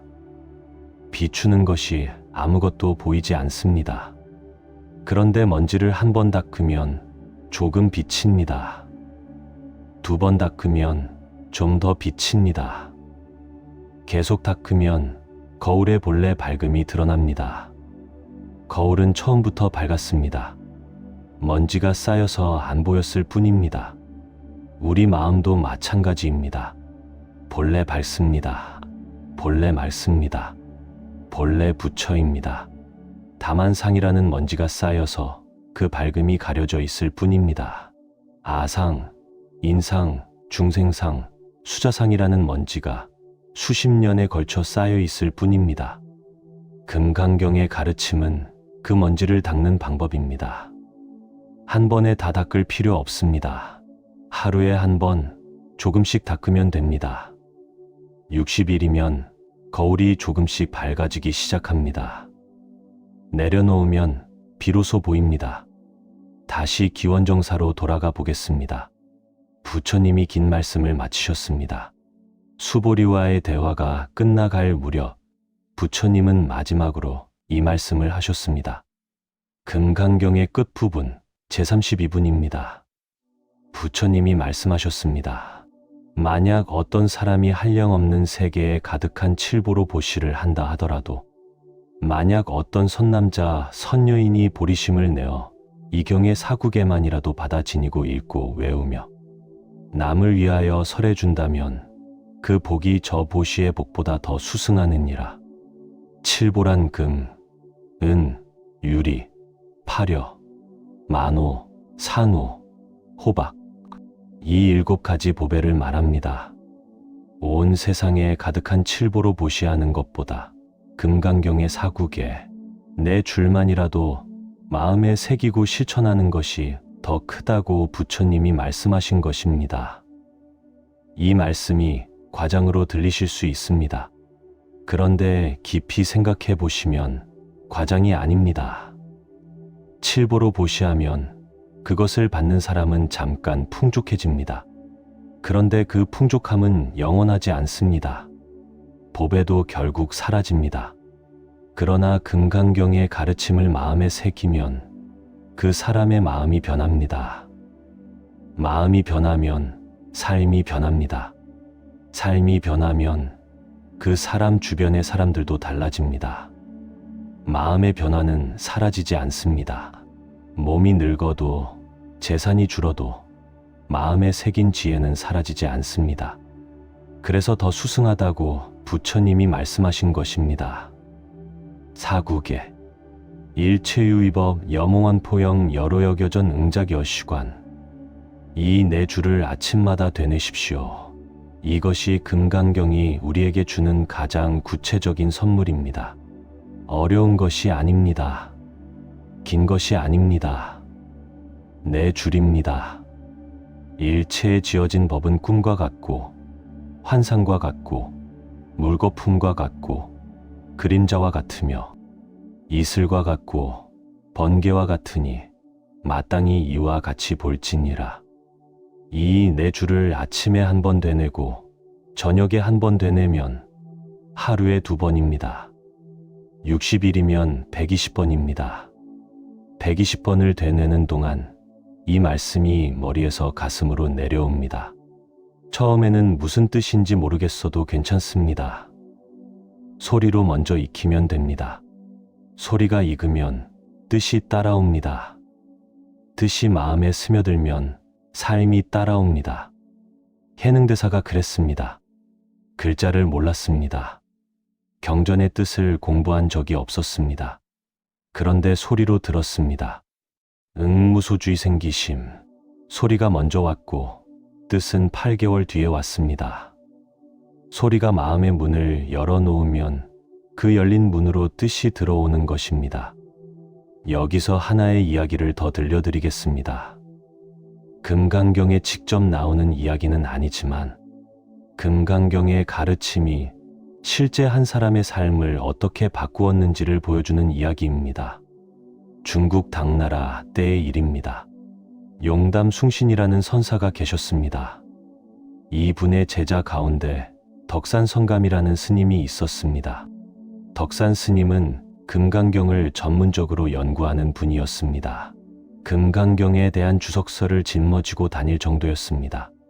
그 주석서의 분량이 어찌나 많았던지 사람들이 그것을 가리켜 금강경 주석서 담아 놓은 짐이라 하여 죽음강이라 불렀습니다. 덕산 스님은 자신이 금강경을 가장 잘 안다고 자부하고 있었습니다. 어느 날 덕산 스님이 남쪽으로 가는 길에 한 노파의 떡집에 들렀습니다. 떡을 사려고 했습니다. 그런데 노파가 덕산 스님의 짐을 보고 물었습니다. 그 짐 속에 무엇이 들어 있습니까? 덕산 스님이 대답했습니다. 금강경 주석서입니다.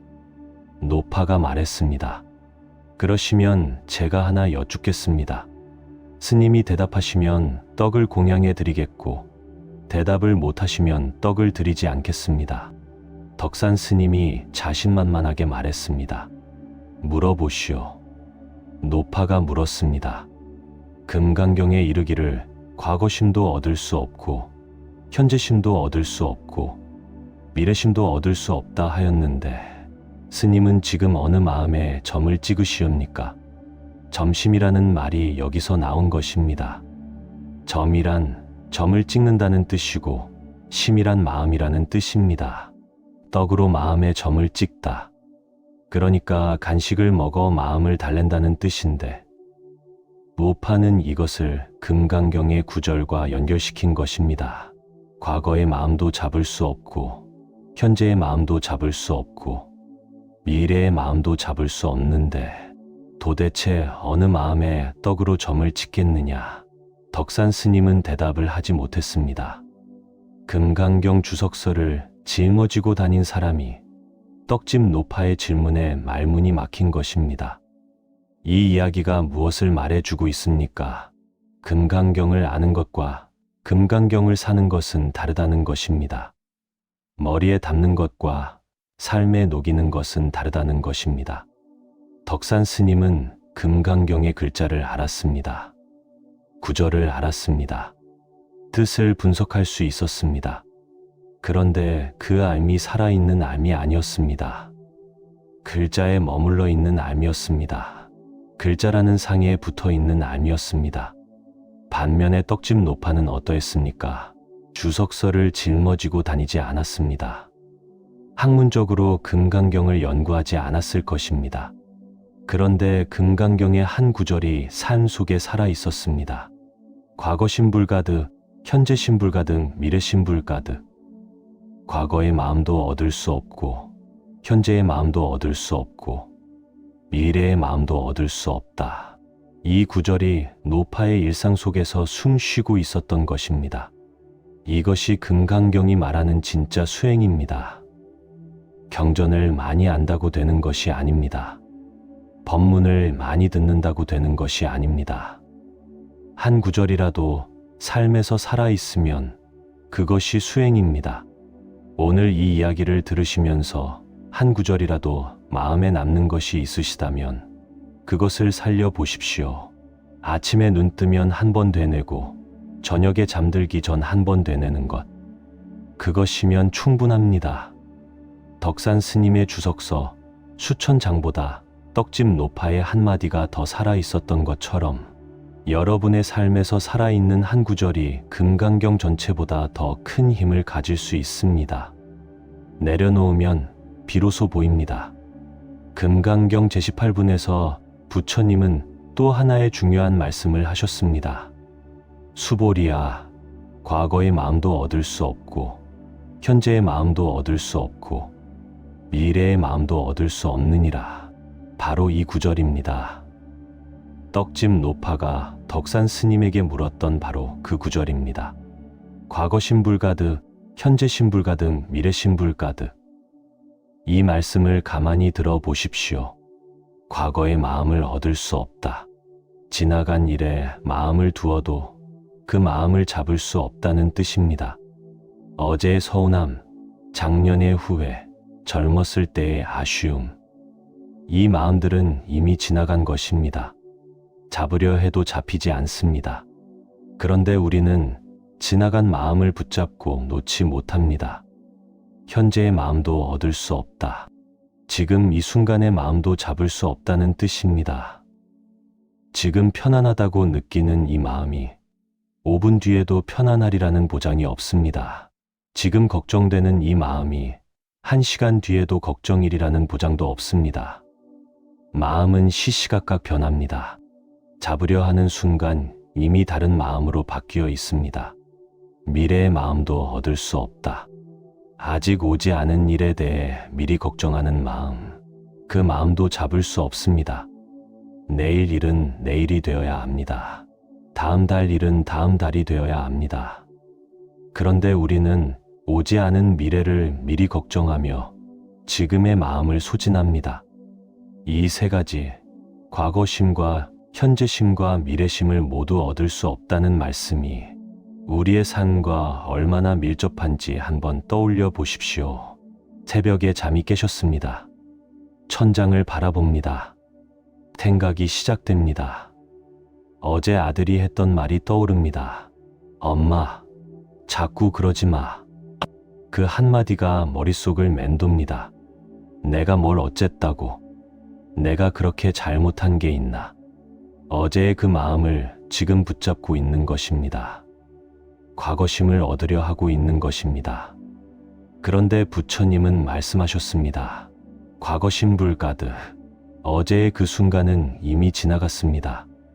아들이 그 말을 한 것도 지나갔고 내가 서운했던 것도 지나갔습니다.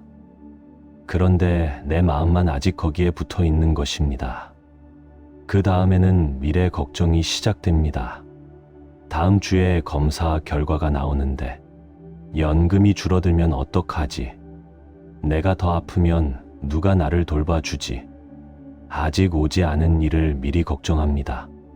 미래심을 얻으려 하고 있는 것입니다. 그런데 부처님은 말씀하셨습니다. 미래심 불가득. 오지 않은 것은 얻을 수 없습니다. 걱정한다고 달라지는 것이 없습니다.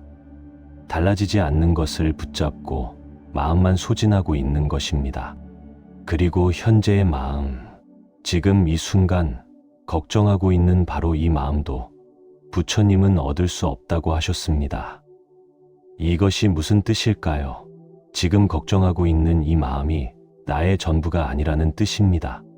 지금 이 마음도 곧 지나갈 것이라는 뜻입니다. 지금의 걱정이 영원하지 않다는 뜻입니다. 지금 이 순간의 마음에도 머무르지 말라는 뜻입니다. 새 마음을 다 놓으면 무엇이 남습니까? 아무것도 남지 않는 것 같습니다. 그런데 부처님은 바로 그 아무것도 남지 않는 자리가 본래의 자리라고 하셨습니다. 과거에도 매이지 않고 현재에도 매이지 않고 미래에도 매이지 않는 그 자리, 응무소주, 머무는 바 없는 그 자리, 그 자리에서 마음을 내면 이생기심, 그 마음이 맑고 넓고 자유롭다는 것입니다. 이것을 아침의 실천으로 다시 한번 정리해 보겠습니다. 아침에 눈을 떠서 생각이 시작될 때 이렇게 해보십시오. 먼저 올라오는 생각을 봅니다. 아, 어제 일이 떠오르는구나. 과거심이구나. 그것을 봅니다. 그 다음 미래 걱정이 올라오면 아, 미래 걱정이 올라오는구나. 미래심이구나. 그것을 봅니다. 그리고 속으로 되뇌입니다. 과거 심불 가득, 현재 심불 가득, 미래 심불 가득. 과거의 마음도 잡을 수 없고, 현재의 마음도 잡을 수 없고, 미래의 마음도 잡을 수 없다. 이것을 한번 되뇌고 천천히 일어나는 것입니다. 사구계를 되뇌어도 좋고, 이삼심불 가득을 되뇌어도 좋습니다. 어느 쪽이든 자기에게 더 와닿는 구절을 골라서 매일 아침 되뇌면 됩니다. 핵심은 같습니다. 마음에 올라오는 상을 보고 그 상에 끌려가지 않는 것. 이것이 60일 수행의 전부입니다. 이제 이 세 가지 길을 다시 한번 전체적으로 바라보겠습니다. 조금 다른 각도에서 바라보겠습니다. 첫 번째 길, 무주상 보시는 행동에 관한 것입니다. 무엇을 할 때 한 것에 머무르지 않는 것. 이것은 삶의 행동을 바꾸는 길입니다. 두 번째 길, 모든 상이 상이 아님을 보는 것은 시각에 관한 것입니다. 세상을 보는 눈을 바꾸는 것, 모습 너머를 보는 것. 이것은 삶의 관점을 바꾸는 길입니다. 세 번째 길, 일치유의법 염홍한 포영은 존재에 관한 것입니다. 이 세상의 모든 것이 꿈과 같다는 것을 아는 것. 이것은 삶의 바탕을 바꾸는 길입니다. 행동을 바꾸고, 관점을 바꾸고, 바탕을 바꾸면 삶이 달라질 수밖에 없습니다. 그런데 이 세 가지는 따로따로가 아닙니다. 하나가 되면 나머지도 따라옵니다. 상에 머무르지 않고 보시하면 자연스럽게 상이 상이 아님을 보게 됩니다. 상이 상이 아님을 보면 자연스럽게 모든 것이 꿈과 같다는 것을 알게 됩니다. 모든 것이 꿈과 같다는 것을 알면 자연스럽게 머무름 없이 베풀 수 있게 됩니다. 세 가지가 서로를 키우고 서로를 깊게 하는 것입니다. 부처님이 금강경에서 같은 말씀을 여러 번 반복하신 것도 이 때문입니다. 금강경을 읽어보시면 아시겠지만 비슷한 내용이 앞에서도 나오고 중간에서도 나오고 뒤에서도 나옵니다. 같은 것을 다른 말로, 다른 각도에서 다른 비유로 말씀하셨습니다. 왜 그렇겠습니까? 한 번 들어서 되는 것이 아니기 때문입니다. 두 번 들어서 되는 것도 아닙니다. 여러 번, 여러 각도에서 들어야 어느 한 구절이 마음의 빗장을 여는 것입니다. 수보리에게는 이 구절이 빗장을 열었고, 캐능에게는 저 구절이 빗장을 열었습니다. 여러분에게는 어느 구절이 빗장을 열지 아직 모릅니다. 그래서 부처님은 여러 번, 여러 각도에서 말씀하신 것입니다. 혹시 오늘 이 이야기를 들으시면서 마음에 특별히 와닿은 구절이 있으셨습니까? 우무소주의 생기심이 와닿으셨습니까? 범소유상 계시어망이 와닿으셨습니까? 일체유의법 염홍한 포영이 와닿으셨습니까? 아니면 과거 심불가득, 현재 심불가득, 미래 심불가득이 와닿으셨습니까? 어느 것이든 하나만 골라 잡으십시오. 그 한 구절을 아침마다 되뇌십시오. 그것이 여러분의 수행이 됩니다. 금강경 제15분에서 부처님이 말씀하셨습니다. 만약 선남자, 선여인이 아침에 겐지스 강의 모래수만큼 목숨으로 보시하고 낮에 또 겐지스 강의 모래수만큼 목숨으로 보시하고 저녁에 또 겐지스 강의 모래수만큼 목숨으로 보시하여 이와 같이 한량없는 100천만억 겁 동안 목숨으로 보시한다 하더라도 만약 어떤 사람이 이 경을 듣고 믿는 마음으로 거역하지 않으면 그 복이 저 보시의 복보다 더 수승하거늘 하물며 이 경을 쓰고 받아 지니고 읽고 외우며 남을 위해 해설해 주미겠느냐. 부처님이 이 말씀을 반복해서 하신 것은 이 경의 가르침을 마음에 새기는 것의 공덕이 그만큼 크다는 것을 강조하신 것입니다. 그런데 여기서 핵심은 듣고 믿는 마음으로 거역하지 않는다는 부분입니다. 거역하지 않는다는 것은 이 가르침을 의심 없이 받아들인다는 뜻이 아닙니다. 의문을 가져도 됩니다. 이해가 안 되어도 됩니다. 다만 이 가르침을 밀어내지 않고 마음의 문을 열어두는 것입니다. 지금 이 자리에서 금강경의 모든 뜻을 이해하지 못하셔도 괜찮습니다. 어렵게 느껴지는 부분이 있으셔도 괜찮습니다. 다만 마음의 문을 닫지 마십시오. 열어두십시오. 열어두면 언젠가 그 문으로 깨달음이 들어옵니다. 해능이 8개월을 기다렸듯이 때가 되면 열린 문으로 부처님의 지혜가 들어옵니다. 자, 이야기가 길었습니다. 여기서 우리가 오늘 함께 걸어온 길을 한번 돌아보겠습니다. 2600년 전 기원정사에서 부처님이 탁발을 마치고 돌아오셔서 자리에 앉으셨습니다. 수보리가 일어나 물었습니다. 마음을 어떻게 머무르게 하고 어떻게 다스려야 합니까? 부처님은 답하셨습니다. 머무르지 마라. 어디에도 머무르지 마라. 그리고 3가지 길을 보여주셨습니다. 첫째, 베풀되 베풀었다는 마음에 머무르지 말라. 무주상보시. 둘째, 모든 모습이 영원하지 않다는 것을 보라. 범소유상 계시어마. 셋째, 이 세상의 모든 것을 꿈과 같이, 물거품과 같이 보라. 일체유의법 영웅한 포용. 이 3가지의 핵심은 하나입니다. 상에 머무르지 말라.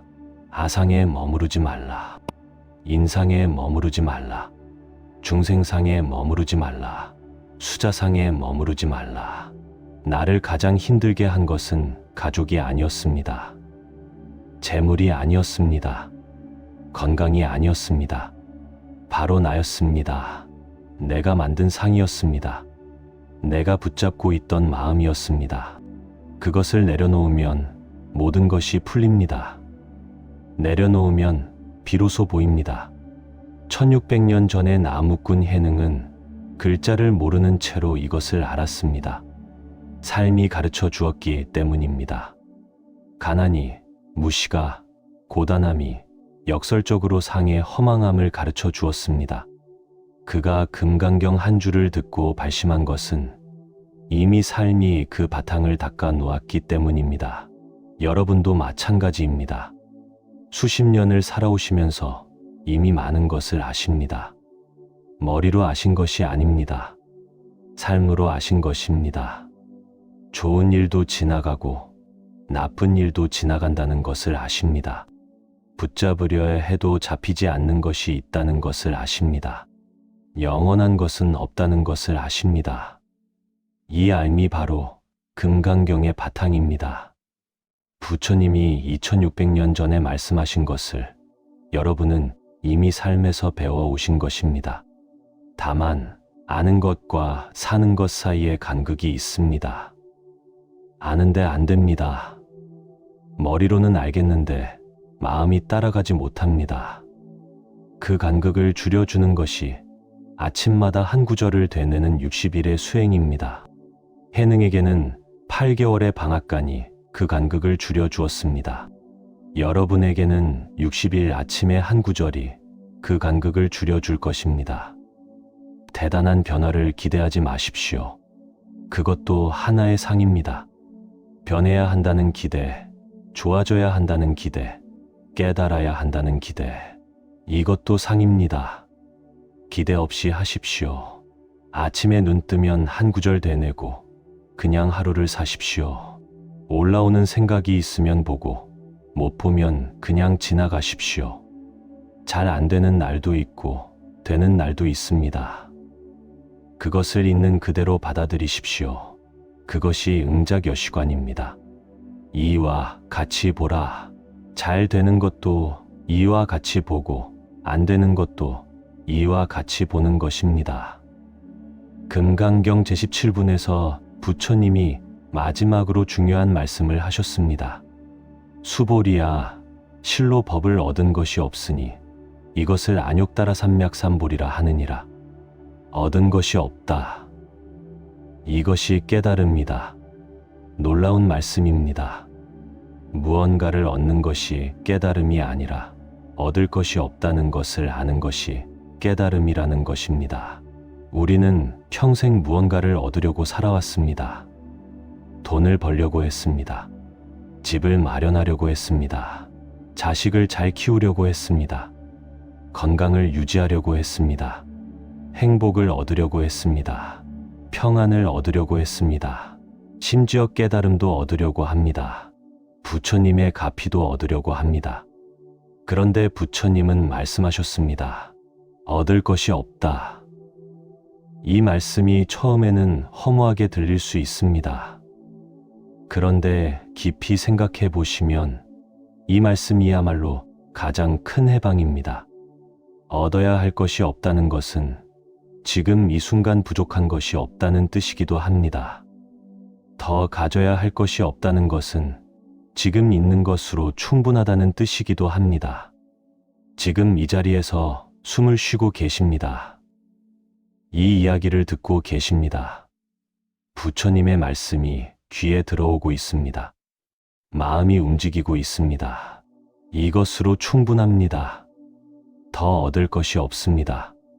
이 순간이 이미 충분합니다. 이것을 아는 것이 내려놓는 것입니다. 더 얻으려는 마음을 내려놓는 것, 부족하다는 생각을 내려놓는 것, 달라져야 한다는 생각을 내려놓는 것. 내려놓으면 지금 있는 것이 보입니다. 지금 있는 것이 얼마나 소중한지 보입니다. 지금 숨 쉬고 있는 것이 얼마나 감사한 것인지 보입니다. 지금 부처님 말씀을 들을 수 있다는 것이 얼마나 귀한 인연인지 보입니다. 내려놓으면 비로소 보입니다. 부처님이 금강경의 모든 말씀을 마치신 뒤 경전의 마지막 장면이 이렇게 기록되어 있습니다. 부처님이 이 경을 설하시니 장로 수보리와 모든 비구, 비구니, 우바세, 우바이 및 일체 세간의 천신과 인간과 아수라가 부처님 말씀을 듣고 크게 기뻐하며 믿어 받들어 행하였다. 크게 기뻐하며 믿어 받들어 행하였다. 기뻐한 것입니다. 슬퍼한 것이 아닙니다. 허무해한 것이 아닙니다. 모든 것이 꿈과 같다는 말씀을 듣고 크게 기뻐한 것입니다. 왜 기뻤을까요? 자유로워졌기 때문입니다. 붙잡고 있던 것을 놓아도 된다는 것을 알았기 때문입니다. 얻어야 할 것이 없다는 것을 알았기 때문입니다. 본래 부족한 것이 없다는 것을 알았기 때문입니다. 그 알미 기쁨이었습니다. 해방의 기쁨이었습니다. 오늘 이 이야기를 끝까지 들어주신 여러분께 그 기쁨이 닿기를 바랍니다. 금강경의 말씀이 어렵게 느껴지셨을 수도 있습니다. 다 이해하지 못하셨을 수도 있습니다. 그래도 괜찮습니다. 오늘 이 이야기를 들으신 것 자체가 이미 선근을 심으신 것입니다. 부처님이 말씀하셨습니다. 한량없는 천만 부처에게서 선근을 심은 사람이라야 이 말씀에 마음이 움직인다고. 여러분의 마음이 오늘 조금이라도 움직이셨다면 그것은 수십겁에 걸친 선근의 결실입니다. 그것을 믿으십시오. 그리고 내일 아침 눈을 뜨시면 한 구절을 되뇌어 보십시오. 일체유의법 염홍한 포용. 도는 응무소주의 생기심. 도는 과거 신불 가득, 현재 신불 가득, 미래 신불 가득. 어느 것이든 좋습니다. 한 구절이면 됩니다. 그 한 구절이 하루의 바탕이 됩니다. 60일이면 삶의 바탕이 됩니다. 오늘 이 말씀이 마음에 닿으신 분, 나도 내일 아침부터 한 구절을 되뇌며 하루를 시작해 보겠다 하시는 분, 나도 상해에 머무르는 마음을 하나씩 내려놓아 보겠다 하시는 분, 지금 댓글에 여러분의 발언을 한 줄 남겨주십시오. 부처님, 제 마음의 상을 내려놓게 하소서. 또는 부처님, 제 삶의 금강경의 지혜를 비추어 주소서. 또는 나무아미타불, 오늘 이 가르침 잊지 않겠습니다. 어느 말이든 좋습니다. 여러분의 그 한 줄이 오늘 이 말씀을 삶으로 가져가는 첫걸음이 될 것입니다. 여러분이 쓰시는 그 한 줄 한 줄이 모여 이 자리에 하나의 법당이 만들어질 것입니다. 댓글로 이루어진 법당, 발언으로 채워진 도량, 함께 만들어가면 좋겠습니다. 오늘 우리는 금강경과 함께 긴 길을 걸었습니다. 부처님이 탁발을 하시고 발을 씻으시던 기원정사에서 출발하여 수보리의 질문을 만나고 무주상보시의 길을 걷고 모든 상이 아님을 보는 눈을 열고 일체유의버 여몽한 포영의 바탕 위에 서 보았습니다. 나무꾼 해능의 이야기를 만났고 떡집 노파의 한마디를 들었고 수보리의 눈물을 보았습니다. 이 모든 이야기가 가리키는 곳은 하나입니다. 나를 가장 힘들게 한 것은 바깥에 있지 않았습니다. 내 안에 있었습니다. 내가 만든 상이었습니다. 내가 붙잡고 있던 마음이었습니다. 그것을 내려놓으면 모든 것이 풀립니다. 그것을 내려놓으면 본래의 밝음이 드러납니다. 그것을 내려놓으면 부처님이 말씀하신 그 자유가 여러분의 것이 됩니다. 내려놓으면 비로소 보입니다. 부처님의 크신 자비와 지혜가 여러분의 가정에, 여러분의 건강에, 여러분의 마음에, 여러분이 사랑하는 모든 분들 위에 고루 비추기를 발언합니다. 내일 아침 눈뜨시는 그 순간부터 금강경의 지혜가 여러분의 하루를 밝혀주기를 발언합니다. 오늘도 부처님의 가피 안에서 평안한 하루 되시기를 기원합니다. 나무아미타불.